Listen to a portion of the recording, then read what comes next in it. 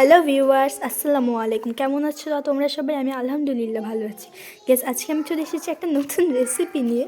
দেখো গাইস, এটা কত সুন্দর মচমচে হয়েছে। এটা হচ্ছে বেলপুরির মতো দেখতে হয়েছে। এটা আমি বানিয়েছি, আমার মা ফ্রাই করে দিয়েছে। তোমরা কিন্তু অবশ্যই আমাকে জানাবে। এটা কিন্তু দেখতে অনেক সুন্দর হয়েছে। এটা রেসিপিটা আজকে তোমাদের সাথে আমি শেয়ার করব। এটা রেসিপিটা হচ্ছে, তোমরা ফার্স্টে আমি এখানে যে কয়টা বানিয়েছি, মানে আরও হয়েছে, আমি এগুলো আর কি তোমাদের সাথে শেয়ার করছি। এগুলো দিয়ে তোমরা মোট 20টার উপরে বানাতে পারবা। 1.5 কাপ আটা দিবা, 1 চা চামচ কর্নফ্লাওয়ার দিবা, ওকে গ্যাস, আর 1/2 চা চামচ লবণ দিবা। তারপর ওটার মধ্যে হালকা গরম পানি দিবা, তেল দিবা 1 চা চামচ।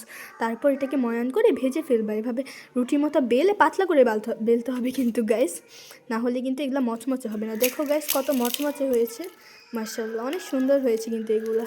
কেমন হয়েছে তোমরা অবশ্যই আমাকে কমেন্ট করে জানাবা। আর গ্যাস, তোমরা কিন্তু আমাকে আগের মতো এখন আর সাপোর্ট করো না। তোমরা অবশ্যই আমাকে আগের মতো করে সাপোর্ট করবা গাইস, তাহলে আমি অনেক খুশি হব। আমার চ্যানেলটাকে সাবস্ক্রাইব করবা এবং পাশে থাকা বেল আইকনটি প্রেস করে দিবা, যাতে আমার ছাড়া ভিডিও সবার আগে তোমার কাছে যেয়ে পৌঁছে যায়।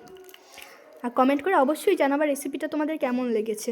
ওকে গাইজ, আজকের ভিডিওটা এতটুকু পর্যন্ত। এবং গাইজ, তোমরা কিন্তু একটা লাইক অবশ্যই করে দিবে, আমি অনেক খুশি হব। তোমাদের সাপোর্ট পেলে আমি অনেক খুশি হই, জানো গাইজ। তোমরা আমাকে অবশ্যই আগের মতো করে সাপোর্ট করবা, আর ভিডিওটা শেয়ার করে দিবা যাতে সবাই দেখতে পারে এবং আমাকে সাপোর্ট করতে পারে আগের মতো। ওকে গাইজ, আজকের ভিডিওটা এতটুকু পর্যন্ত। সবাই ভালো থাকবেন, সুস্থ থাকবেন। আল্লাহ হাফেজ।